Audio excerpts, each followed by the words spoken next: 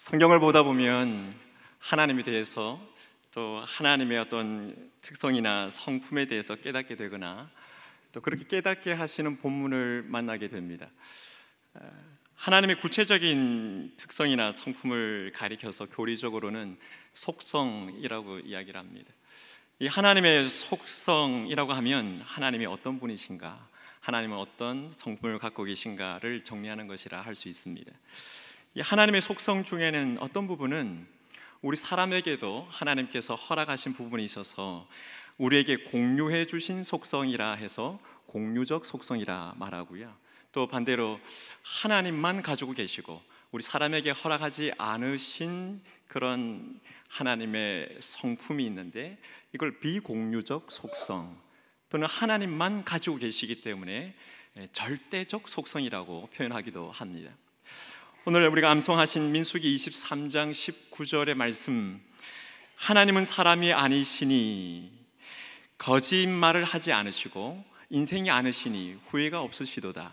어찌 그 말씀하신 바를 행하지 않으시며 말씀하신 말씀을 실행하지 않으시랴 하신 이 암송의 구절은 변함이 없으신 하나님, 불변하시는 하나님에 대해서 말씀하고 계신 것입니다. 오늘 이 새벽에 나오신 사랑하는 성도 여러분, 우리가 인생을 살아가면서 믿음으로 승리하는 삶을 살아가는 데 있어서 가장 중요한 것이 무엇이라고 생각하십니까? 사실 살아가는 우리 삶 속에 넘어질 때가 상당히 많은데 그때마다 믿음 안에서 승리하기 위해서 가장 중요한 것, 저는 그것이 하나님의 지지라고 생각합니다. 하나님께서 나를 지켜주신다고 하는 그 믿음이 중요한 것입니다. 이 지지하다라고 하는 이 말은 사전에 찾아보니까 붙들어서 버티게 한다, 가를 지자와 지킬 지자를 써서 붙들어서 견고하게 버티게 하는 것을 말합니다. 하나님의 지지라고 하는 이 표현은 나를 향한 하나님의 성실하심에 대한 다른 표현이라 할 수 있습니다. 하나님께서 나를 지지하신다라고 하는 것은 에베소서 1장을 근거해서 볼 때 하나님께서 나를 택하시고 예수 그리스도의 그 어린 양의 피로 말미암아 나를 구속하시고 성령께서 나를 인치시고 보증하시는 것, 이것뿐만 아니라 우리의 신앙의 삶의 그 여정 속에서 오셔서 넘어진 우리를 다시 일으켜 세워주시기도 하시고 또 잘할 때는 우리에게 박수를 쳐주시고 우리를 향하여 축복하시는 그 하나님의 사랑과 그분의 성실하심을 말하는 것입니다. 이 토요일 새벽마다 믿음의 사대가 함께 드리는 이 예배에 나오신 우리 모두를 우리 하나님께서 지지하고 계심을 믿습니다. 우리 하나님께서 지지하시고 우리 하나님께서 우리에게 복을 주시겠다고 선언하실 때 우리 앞에 막아설 자가 없음을 믿습니다. 우리 앞에 막아서서 우리를 넘어지게 할 자가 없음을 믿습니다. 우리를 지지하시는 우리 하나님께서 우리를 잡아주시면 우리를 가장 반대편에서 우리를 저주하고 넘어지게 하는 그도 우리가 하나님의 백성인 것을 알게 하시는 승리를 우리 가운데 주시는 줄 믿습니다. 오늘 우리가 함께 보시는 이 말씀 민수기 23장을 배경으로 오늘 이 말씀을 잠깐 살펴보면 이스라엘 백성들이 가나안 땅에 들어가기 바로 직전에 이 이스라엘 백성들을 가장 방해한 가장 큰 적은 모압 왕 발락이었습니다. 모압 왕 발락은 수적인 힘으로는 이스라엘 백성들을 이길 수 없다고 생각했기 때문에 오늘 말씀을 보면 영적인 대결을 하려고 하는 것을 볼 수 있습니다. 이 영적인 대결은 모압 왕 발락이 발람이라고 하는 선지자를 초청하는 것에서부터 시작이 됩니다. 모압 왕이 발람 선지자를 초청한 목적에 대해서는 오늘 22장 6절을 보니까 자신을 위하여 이스라엘을 저주해달라는 겁니다. 나를 위하여 이 이스라엘을 저주해달라, 그 목적으로 발람 선지자를 부른 것입니다. 이 영적인 대결이 일방적으로 모압 왕 발락으로부터 시작되었기 때문에 이스라엘 백성들은 사실 아무것도 모르고 있는 상황입니다. 일방적으로 이스라엘을 향하여 저주를 퍼붓는 이 영적인 싸움이 만약에 실제가 된다면 이스라엘 백성들이 가나안 땅에 들어가서 실제로 가나안의 족속들과 싸우는 것보다 더 힘든 영적인 상황에 직면할 수도 있게 되는 것입니다. 왜냐하면 이 모압 왕 발락이 의도하는 이 저주는 이스라엘에게 그 저주가 바로 먹혀 들어간다고 한다면 이스라엘이 힘을 쓸 수 없게 될 것입니다. 이 저주를 받는 이스라엘은 내부적으로 분열이 일어날 수도 있고, 이 가나안 땅에 이스라엘 백성들이 들어간다고 할지라도 아무런 힘이 없기 때문에 아무것도 할 수 없게 될지도 모르는 것입니다. 그러면 이 발람, 모압 왕 발락이 부른 이 발람이라고 하는 선지자는 누구입니까? 성경의 인물로서 이 발람은 정체를 알 수 없는 인물로 보여집니다. 그는 이스라엘 백성이 아닙니다. 말씀 오늘 22장 5절을 보니까 부올의 아들 발람의 고향인 강가 브돌 출신이라고 말씀 기록되어 있습니다. 이 브돌은 이스라엘의 북쪽에 메소포타미아 지역에 있는 그 유브라데 강의 서쪽 기슭에 있는 성읍입니다. 이 발람은 이스라엘 사람이 아니라는 거죠. 하지만 하나님의 말씀을 그가 받는 것을 보면 하나님을 알고 있는 선지자인 것 같습니다. 뿐만 아니라 하나님께서도 그를 통하여 말씀하시는 것을 오늘 본문 앞뒤를 통하여 볼 때 우리가 종종 볼 수 있습니다. 그런데 발람은 24장 1절을 보면 이 점수를 또 행할 줄 아는 자입니다. 종국에 가서는 31장에 가서 보면 이스라엘 백성들이 이 미디안을 전멸할 때, 멸망시킬 때 이스라엘의 군대가 발람을 가서 쳐 죽이는 장면도 나옵니다. 이런 발람이라고 하는 선지자가 모압 왕 발락의 청으로 이스라엘을 저주하려고 준비를 하고 있는 모습, 오늘 우리 본문 앞뒤에서 볼 수 있는데 이 모습을 보면 조금 이상한 것을 발견할 수 있습니다. 이 발람이 준비하고 있는 이 저주는 보통의 저주가 아닌 것 같습니다. 보통 우리가 저주라고 하면 누군가에 대하여 악담을 하거나 또 그 사람의 약점을 붙잡고 막 욕을 퍼붓는 것이 저주이지 않습니까? 또 그런 욕을 받는 사람은 그런 저주 때문에 그가 기운을 다 잃어버리는 것이 우리가 알고 있는 이런 보통의 저주입니다. 그런데 오늘 이 발람의 하고 있는 이 모습을 보면 이스라엘을 상대로 하는 것이 아니라 하나님을 상대로 이스라엘을 저주하려고 하는 것이 아닌가, 그렇게 보여집니다. 말씀을 같이 한번 보시면 23장 1절 2절 말씀을 보시면 발람이 발락에게 이야기합니다. 나를 위하여 제단 7을 쌓고 거기다가 수송아지 7, 수양 7을 가져와서 제사를 지내도록 7제단에 수양 한 마리, 수송아지 한 마리, 수양 한 마리씩을 제물로 바치는 장면을 우리가 연상해 볼 수 있습니다. 23장에서 무려 3번씩이나 저주를 시도하면서 매번 이렇게 제단을 쌓는 것을 볼 수 있습니다. 이것은 보통 사람들이 생각하는 저주보다 훨씬 고차원적인 저주가 아닌가 생각됩니다.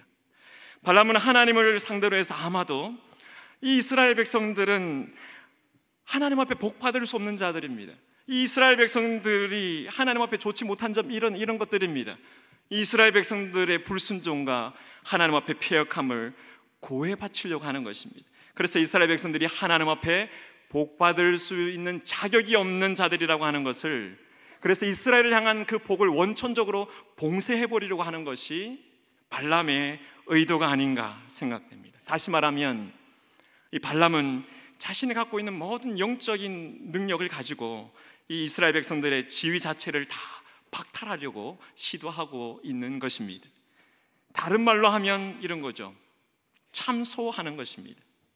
사람이 미워서 욕하고 비난하는 그 정도의 수준이 아니라 하나님 앞에서 하나님을 상대로 기도하면서 그 사람에 대하여 그에게 임할 복을 원천적으로 다 봉쇄하려고 하는 것이 이 발람의 의도라 여겨지는 것입니다.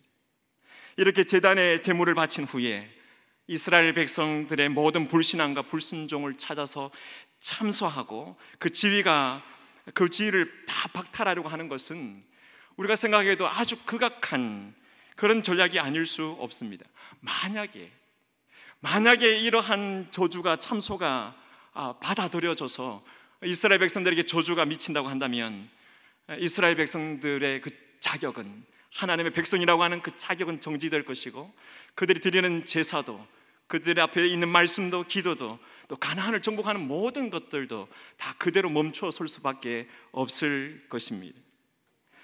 지금 발람의 입장에서 이 모압 왕 발락에게 그는 돈을 받기로 되어 있습니다. 저주를 하는 대신에 그 대가로 받는 것이죠. 그래서 이스라엘 백성들을 향해서 저주를 할 생각을 그는 하고 있습니다.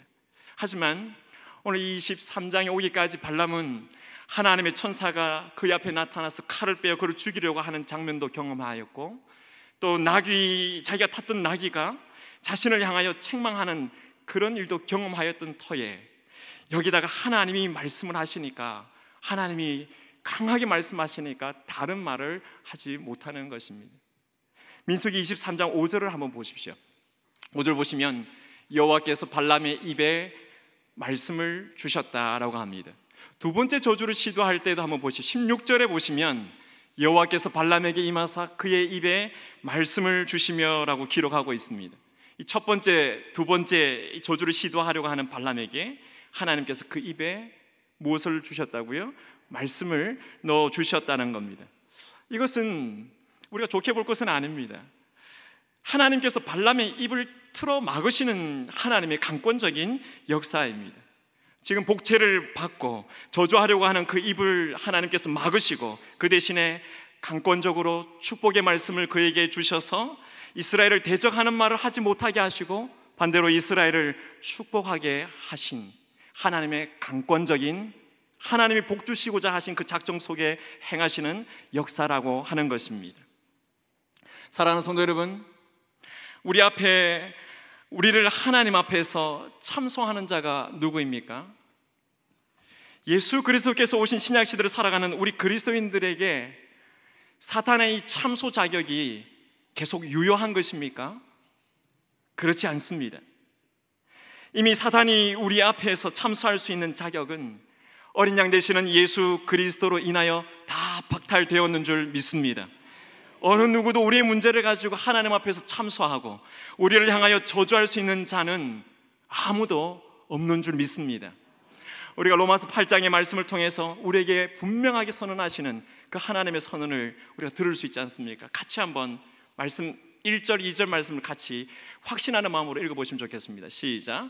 그러므로 이제 그리스도 예수 안에 있는 자에게는 결코 정죄함이 없나니, 이는 그리스도 예수 안에 있는 생명의 성령의 법이 죄와 사망의 법에서 너를 해방하였음이니라. 아멘. 33절, 34절 말씀도 한 번 더 같이 읽어보겠습니다.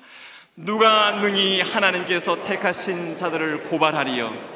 의롭다 하신 이는 하나님이시니 누가 정죄하리요? 죽으실 뿐 아니라 다시 살아나신 이는 그리스도 예수시니 그는 하나님 우편에 계신 자요 우리를 위하여 간구하시는 자신이라. 아멘. 아멘입니까? 아멘입니다. 누가 감히 하나님의 택하신 자를 하나님 앞에서 고발할 수 있습니까? 누가 하나님이 의롭다 하신 자를 정죄할 수 있습니까? 할 수 없습니다. 불가능한 일입니다. 왜냐하면 우리를 의롭다고 하신 분이 바로 우리 하나님이시기 때문인 줄 믿으시기를 바랍니다. 우리 하나님께서 우리에게 생명의 성령의 법으로 죄와 사망의 법에서 모든 것을 해방하여 주신 것이기 때문인 줄 믿으시길 바랍니다. 사실 이스라엘 백성들은 정말 세상적으로 보면 아무것도 없는, 보잘것없는 백성입니다. 그들은 자기 집도 없는 자들입니다. 땅도 없는 자들입니다. 세상적인 지식도 학문도 없는 자들입니다. 왜입니까? 광야 생활 중에 있는 백성들이기 때문에 그렇습니다. 그런데 놀라운 것은 이 어린 양의 피로 죄 씻음을 받아서 이 세상에서 유일하게 죄가 없는 사람들이 된 자들이 바로 이들입니다. 그래서 하나님께서 이스라엘 백성들을 향하여 먼저 선포하시는 것은 이스라엘 백성들은 죄가 없다. 하나님께서 이스라엘 백성들은 죄가 없기 때문에 저주하지 않으시고 내 복을 받을 백성이라고 말씀하시는 것입니다. 오늘 말씀을 통하여 하나님께서 우리에게 말씀하십니다. 오늘 우리 목양사팀이 찬양 드린 것처럼 어린 양의 피로 씻어진 우리들 은혜로 주 앞에 서 있네. 주 이름으로 자녀된 우리 겸손히 구하오니 주의 능력 우리에게 베풀어 주옵소서. 어린 양의 피로 인하여 우리 하나님께서 우리를 붙드시고 우리를 견고하게 하시고 우리를 지지하고 계신 것입니다. 하나님께서 우리를 지지하고 계시기 때문에 사탄도 세상의 그 어떠한 세력도 우리를 향하여 저주하고자 할 때 하나님께서 모든 저주를 원천적으로 다 봉쇄해 놓으신 줄 믿으실 수 있기를 바랍니다. 오늘 첫 번째 묵상을 한 문장으로 정리했는데 같이 한번 읽어보시면 좋겠습니다. 시작. 우리를 향한 하나님의 지지는 사탄과 세상의 모든 저주를 원천적으로 봉쇄하시는 줄 믿으시길 바랍니다. 예수 그리스도 그로 인하여 우리에게 저주는 없는 것인 줄 확신하실 수 있기를 바랍니다. 한 가지 더 짧게 한 묵상을 하고자 하는 것은, 오늘 계속해서 말씀을 보면 이 발락이라고 하는 왕은, 발람의 예언이 하나님의 강권적인 그 능력으로 인하여서 저주가 아닌 축복으로 바뀌었다는 것을 믿지 않는 것 같습니다. 그래서 발락은 얼마든지 때를 쓰고 강권하면, 계속 요청하면 이스라엘에게 복이 아닌 저주를 선포할 수 있을 것이라고 생각한 것 같습니다.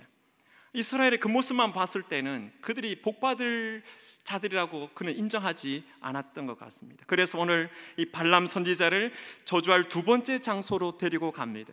그 두 번째 장소로 데려가는 말씀을 보니까 13절 말씀에 발락이 이번에 발람에게 제안하는 것은, 이스라엘 백성들을 다 보지 말고, 처음에는 그 백성들을 다 보고 저주를 요청했는데 이제 두 번째는 그 끝만 보고 저주를 하라고 요구하는 것입니다. 그의 마음에는 이스라엘 백성의 그 모든 모습을 보고 있으니까 그 위용에 눌려서 이 발람 선지자가 저주를 제대로 못했다고 생각하는 것이죠. 그래서 그 끝자락만 보고 정말 미약한 족속이니까 마음껏 저주를 하라고 두 번째 저주를 요청하는 것입니다. 이때도 하나님께서 발람에게 말씀하십니다. 오늘 우리가 봉독한 것처럼 발라가 일어나서 들어라, 십볼의 아들 발라가 자세히 들어라, 주의를 환기시키시면서 하나님께서 첫 번째보다 더 강한 말씀을 주십니다. 그 말씀은 하나님 자신을 나타내시는 말씀입니다. 오늘 우리가 암송하는 구절인데 23장 19절을 같이 한 번 더 우리 같이 읽어보시면 좋겠습니다. 시작.